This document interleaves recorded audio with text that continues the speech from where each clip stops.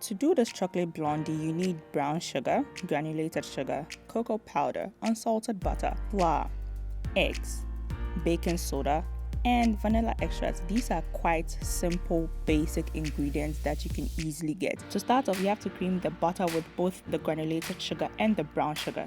The reason why I used 2 sugars was that they each give distinct flavors and distinct textures, and I really needed both textures to really come alive in this blondie recipe. Cream that all together till it becomes light and fluffy. Incorporate the eggs one at a time so that you don't miss any spots, and then in goes the vanilla extract.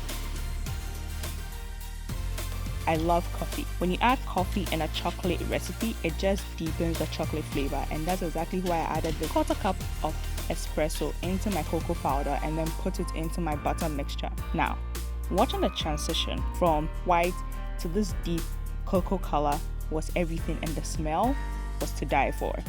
You add in your flour in third and then mix that all together. Cover with a cling film and refrigerate for 30 minutes. The reason why you refrigerate for 30 minutes is so that the flavors have time to be enhanced, okay?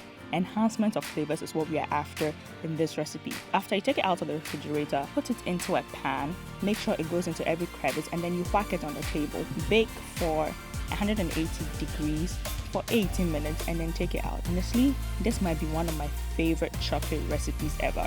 It was moist, it is decadent, it is also simple to do, and then I just topped it off with this cookies and cream ice cream, and there you have it. Honestly, you need to try this recipe. If you try this recipe, you would thank me for leading you to it.